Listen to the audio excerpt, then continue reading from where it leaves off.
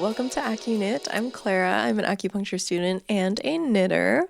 Welcome to the second episode of my little podcast YouTube video thing. Very happy to have you here. Everybody say hello to this marvelous chair that I just got on Facebook Marketplace for $25. I've been thinking about getting like a loungy reading chair kind of thing in my office space. So yeah, this is going to be my new reading and knitting chair, and I'm very excited. My Facebook Marketplace was reinstated and I was so happy about it. I was suspended for like a month and a half. I did not do anything wrong. Don't fret. I literally tried to sell some crochet hooks and it was flagged by Meta's AI as a scam/fraudulent activity.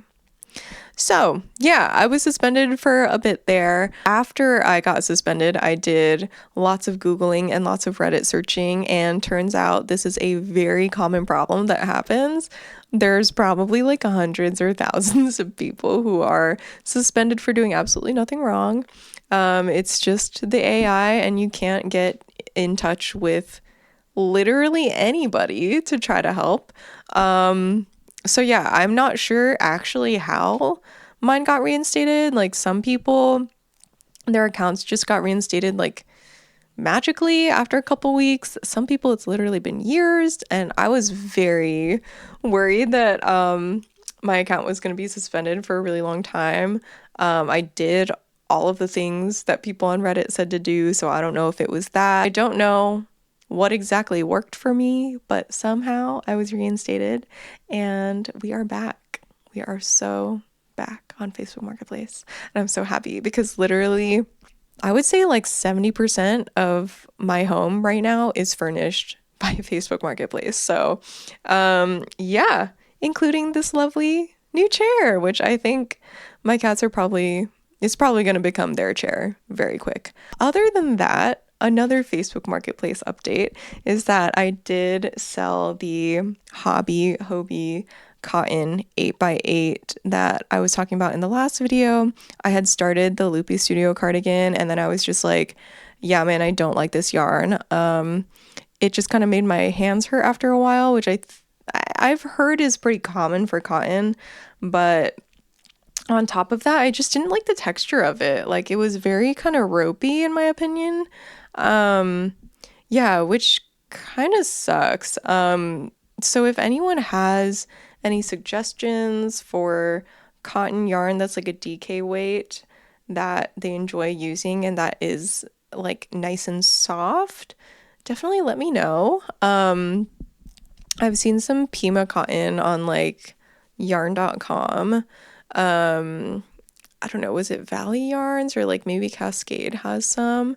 So I was kind of thinking about maybe trying some of those just because I'd like to knit like a cotton sweater or two to have in my collection, just because like I live in Virginia. We have generally pretty mild winters, and then it gets really hot in the summer. And so most of the sweaters I have right now actually are all cotton, and I think they're really nice to wear like most of the year, and I'd like to get as much wear as I can out of my knits if I'm sinking all this time and money into them. So yeah, if anyone has any like cotton recommendations, definitely let me know.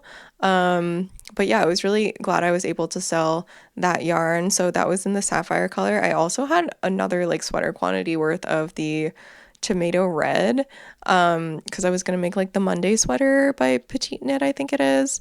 Yeah, but again, I couldn't really bear working with that yarn anymore.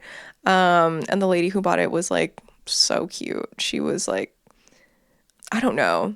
Facebook Marketplace in Virginia is like very funny because all of these like older ladies just want to talk to you when you go pick up stuff. Like I bought a jacket the other day and she talked to me for like 20 minutes. Like I know so much about her life and how she doesn't really like her son-in-law. Like it's a whole thing. I'm like, oh my gosh, like I just wanted to buy this thing.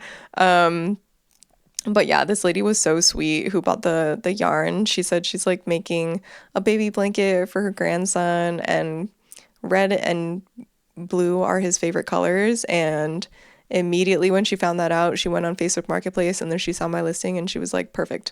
So yeah, it all worked out beautifully. I do have the sapphire color of the Hobby Hoby merino wool extra large, I think it is. I do have that in my cart right now, so I'm probably going to order that soon.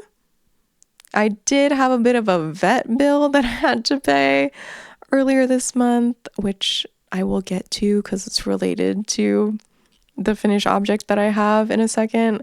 But yeah, I'm just kind of like holding off on that yarn order right now because of that little minor setback. But that was actually the first project that I've like frogged. Like I started the cardigan with the Hobie cotton, and then the day that that lady came to pick it up, I like frogged all of my progress so far, and that was the first time I've ever done that. And it was kind of a little sad for a second. I was like, oh, like all of my hard work. Like I didn't get too far into it, but still, it's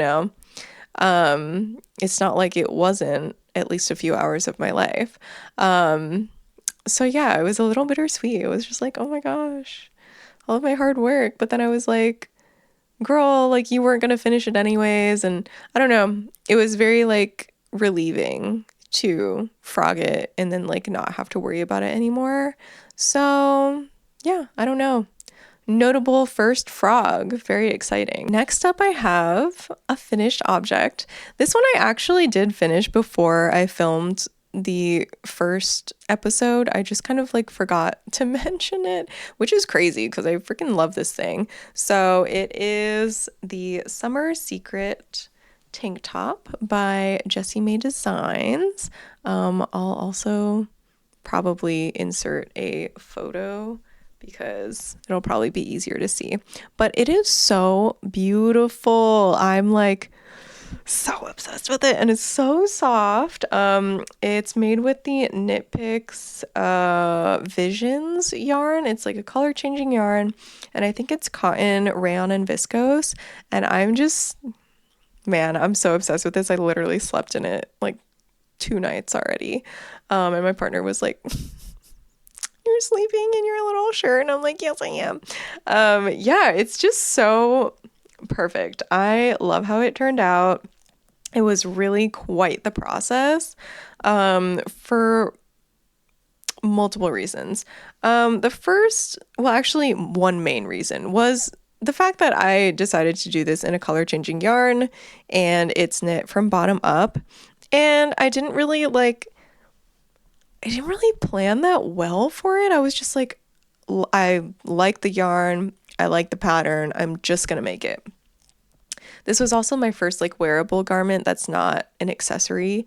And so I feel like, there was just like natural learning curves happening. But the thing is that because it's knit bottom up, I realized partially through making it, I was like, wait, okay. So I was about here when I realized, wow, just to get through the green color has taken about like 3 inches. So if I look at how many colors are in the skein, what color is going to end up at the neckline?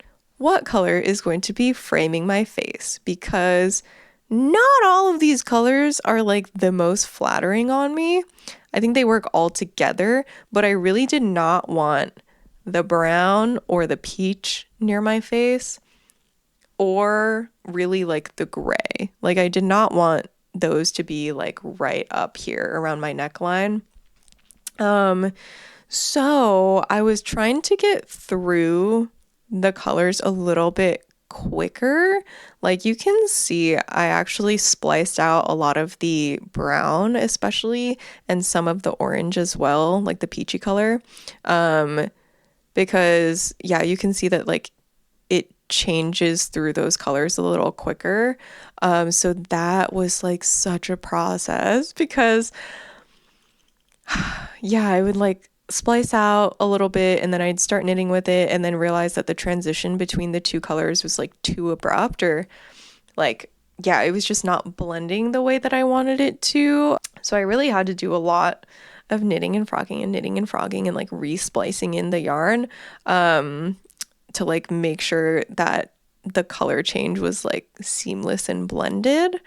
And that became a whole other issue again at the top here where I got to the gray, because my idea was I'll get to the end of the skein, which ends in this like pink and then into gray, and then I'll just start the second skein because I had two skeins, and then it'll start in gray and then transition back to the green, and then I'll have green around the neckline. That was my master plan. Oh my God, it did not go that way. It did not go that way. Okay. So I think the way that the skeins are made, they're not maybe not meant to like continuously loop around. It's very close, but not close enough. So this gray up here is a little bit warm tone. And then the gray that starts the second skein is much, much cooler toned. So I think there's maybe like 20 or 30 feet worth of yarn that is the transition between like this gray to the cooler gray tone that then continues into green. That's just like missing. And so it doesn't make a continuous loop. And so the issue was I kept like trying to splice it in, and also I was doing this during my like online Zoom class at like 8 p.m. and so my lighting was kind of terrible, and I didn't really realize until later that the grays were not working together. And so there was just this like stark line where you could tell it transitioned into a different tone of gray, and it was not looking good whatsoever. So I had to frog back like multiple times once I had turned on the like lights on and everything, and like it was a whole thing. Yeah, I was like sweating trying to splice these colors together. Oh my God. So in that process, I realized finally that, yeah, there's just like the transition between grays was just missing. So then I ended up having to go back to the pink, which actually I think worked out for the best because I hadn't really considered the straps. So the straps, obviously you like continue on from the top of the neckline, and then eventually you connect them in the back.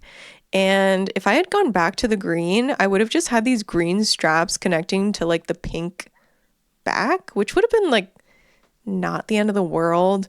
But I just feel like with it having it all be pink, it just looks a lot more intentional and like a little more professional, I guess. But anyways, in the process of splicing out all of this gray, I was a dummy. I'm usually very conscious of where my string or my thread is. Again, I've done fiber arts for a while and I've had cats for a couple years now. So I'm always very conscientious of where it is. And this one time, because I was like stressed out splicing everything together, I had this piece of yarn that I was like, I am definitely not going to use that gray yarn. And so I like put it in the little trash bin next to my desk. And next thing I know, my cat, Spoodle, ate it. So it was quite the couple days. I made the mistake of, well, it was like 10 p.m. when this happened, and so my vet wasn't open, so I left them a message, and then I made the mistake of like going on the internet and being like, what do I do? Have other people had this experience? And I was reading through people's like Reddit forums, and yeah, I definitely got very freaked out because some people were like, yeah, my cat like immediately died after doing that within like 24 hours. And so I was like, holy shit. And so I brought him to the vet. He was there for like 8 or 9 hours. Poor guy. They gave him 2 rounds of meds to try to make him throw up. They did an x-ray, and then they did an entire endoscopy actually. And unfortunately they didn't find anything. So at that point it must have already passed through to his intestines, which was like good that nothing got caught there, but also like they were like, at this point, we can't do anything else. You're just going to have to monitor him, make sure he doesn't start vomiting. And if he does, you have to take him to the ER, and they're going to have to do the whole exploratory procedure. So yeah, I kind of like stayed home for the next day or so, really monitored him. And then eventually I did find it in his poop. So he's okay now. It was so cute. He got the zoomies after he pooped it out. He was like, I'm free. And I was like, yes, you are. But yeah, really love my vet for that, because first of all, that was only $500, which is crazy. Like, he had a UTI before, back when I lived in Vegas, and just to get the urine culture and the antibiotics, it was like $400. And I was like, what do you mean? It's only $500 for like, you did anesthesia and an endoscopy and an x-ray and drugs. Like, what?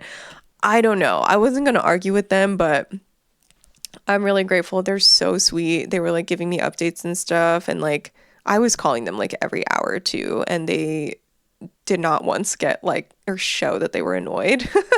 I'm sure they were, but they were really, really sweet about it. Anyways, I now joke that this is my most expensive knit ever because of the vet visit. Also, other things of note in this pattern is that the back has some ribbing at the top. So you were doing the front half just in regular stockinette, and then the back half you would switch to ribbing. And I did see in other people's projects on Ravelry that a lot of people were saying that they wished that they had switched to smaller needles for the ribbing in the back, because it was kind of like flaring out. And I was definitely like, okay, I want to do that. I definitely want to make sure that that doesn't happen in my garment. And right before I got to that point, actually, I discovered two circulars, which is like a method that people do instead of the magic loop or DPNs. And it's really like more commonly used for smaller circumferences, obviously. But I'm really excited to try that on like sleeves and stuff going forward, because I've done the magic loop once for a beanie. Definitely not my favorite thing. Not my favorite thing. And the two circulars just like makes so much sense in my head. It's so smart. Like, I don't know who figured that out, but it's so genius to me, and it makes so much sense. Essentially, I'm in love with the two circulars method, and I'm very excited about it. And this presented like the perfect opportunity to use it. So I had the front half of my stitches on my regular size needles, and then the back half on the one size down. So I think I was using 3.5, and then I had a 3mm for the back ribbing. And it worked out so perfectly, and it was like so much easier, because before that I was like, oh dang, I'm just gonna have to like switch, like screw off the needle and then switch to the smaller size like every half round. Like, that's super annoying. So yeah, I was really excited to find that technique and be able to use it for this. So yeah. Other things, I extended the neckline by a lot. I really wanted it to essentially be like similar to this top. This was kind of like the top I was basing it off of. I love the high neck silhouette just on myself. I think it looks so cute. So I did the recommended decreases for like a couple inches, I would say, and then I just like decreased the rate at which I decreased to lengthen the neck a bit. And I really love the way that that turned out. I also like messed up the sleeves, not the sleeves, the straps. So yeah, it's like so dumb of me, but the last like 5 or 6 stitches on the sides are ribbed, I think. Yeah, it was like knit, purl, slip. And you were supposed to do the same thing for the sleeves, I realize now. You were supposed to essentially continue doing that for the sleeves. But the way it was written, it was like in the stars, it was like slip knit, I think. And then it was like continue to the end of the strap and then turn. And yeah, I mean, the pattern was correct. I just did not process that correctly at all. So my brain went slip the first one and then knit to the end. And I was like, that's weird, but like, okay. I was like, I didn't realize that the straps were just going to be garter. It's because they're not, Clara. It's not, they're not. You're just reading the pattern wrong. And I read it like 8 times over because I was like, that's so strange. Like, but whatever. I was like, it's my first wearable garment that's like not an accessory. And so I was like, I don't know anything about this garment construction. Like maybe there's a reason that they're just doing garter stitch for like the straps or whatever. No, I was just reading it wrong. So anyways, the straps are not technically supposed to look like this, but I don't actually think it makes that much of a difference. Especially because I did such a high neckline, like you really don't see the straps unless you're looking at it from like behind. And it's really not a big deal. But if I do make this ever again, I'll definitely be excited to like do the straps that are meant to be in here. And the straps were definitely like the least fun part just because it's like you just have to keep flipping it and it's just like it's kind of boring. It's just a bit tedious. So I realized that I did it wrong literally as I finished the second strap and I was like, should I frog back and do it all again? Then I was like, no. Don't you dare. So anyways, I still am like obsessed with how it turned out. I don't really care about the straps, but again, if I knit it again, I would do it how it actually says in the pattern and have the nice continuous looking straps. I will say if I ever do this again, I think not using a color changing yarn is probably the way to go. If I do want to make a similar thing with color changing yarn, I think I would have to find a top down pattern. I think that would be way less stressful. Or I just have to find a color changing yarn where like every part of the color change looks good on me or like is something that I would like around my face. But yeah, it was funny because I've been working on this at work here and there. Like I'll usually knit on my work breaks and my coworkers would be like, "Ooh, like what are you making?" And then once they saw the finished version, they were like, "Oh my God, like I kind of want to commission you to make me one." And I was like, "Girl, like I don't think you're actually ever going to do that," which is actually a good thing because I don't want to have to go through the trials and tribulations of like figuring out this color change again. Yeah, it caused me way too much stress and took way too much time to do that. And so I definitely don't recommend for anyone else to do the same. Okay, next up I have my whip. So last time I was about to start casting on for these light summer shorts by Holly C. Watson, I think her name is. And look how far I've gotten. Like, that's pretty good. I'm really excited. And like, I don't know.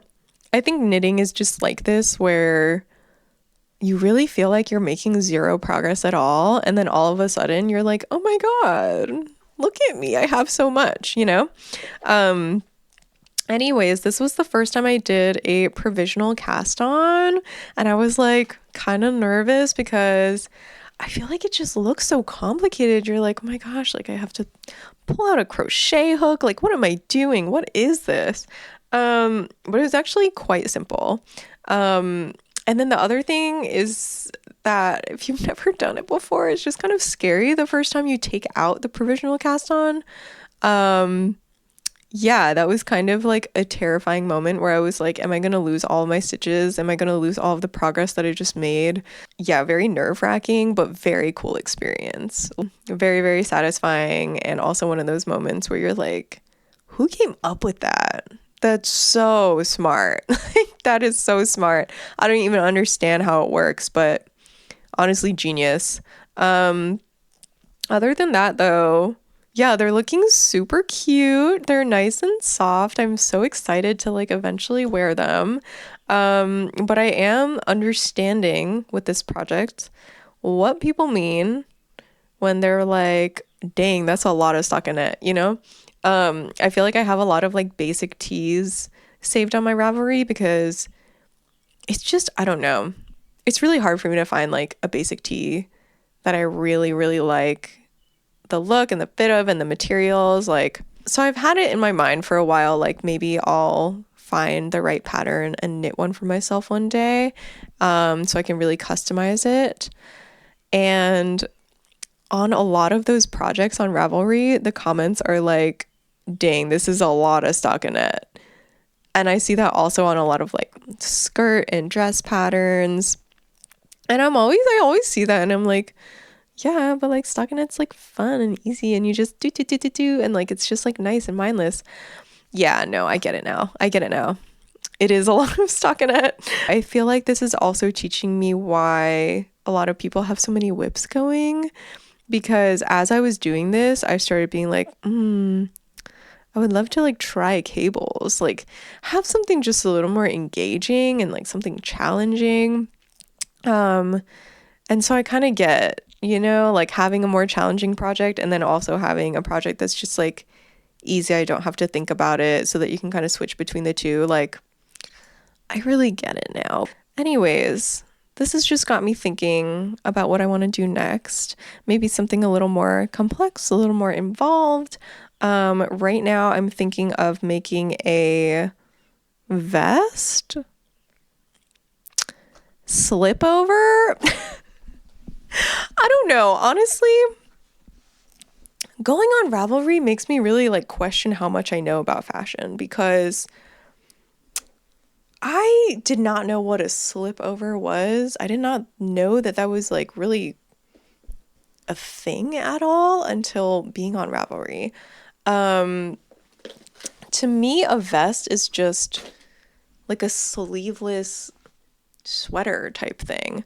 But I feel like on Ravelry, like a vest is like that, but it opens in the front and it has buttons. If it doesn't open in the front and it doesn't have buttons, it's a slip over. I don't know. And then blouse, I was like, what? This is a blouse? Like I remember finding the petite knit blouse #1, I think it is. That's like very popular. And I was like, how is this a blouse? Like to me, a blouse is like, it's button up, it's kind of like flouncy or frilly, and kind of like dressy. Like that was a blouse to me. I don't know. Does anyone else feel this way? Like I don't know if I was just like miseducated about certain types of clothing, or maybe it's like a more European like terminology, or maybe it's a fashion terminology that I just never knew about until now. But I guess technically I'm planning on making a slipover next. But anyways, yeah, I just have so much Lion Brand Kobu in the color Vanilla Cream.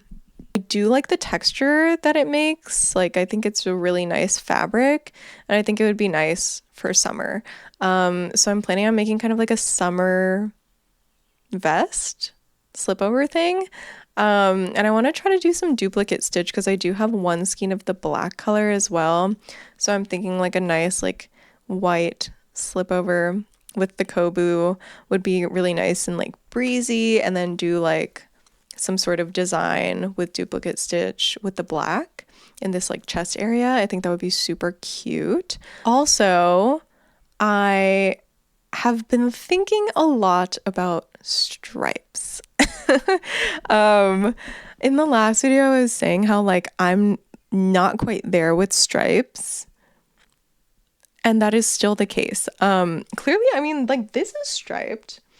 And I think the thing is, I can do skinny stripes, but I prefer it as like an over thing, like outerwear, kind of like a jacket, because I think it's visually just like very busy.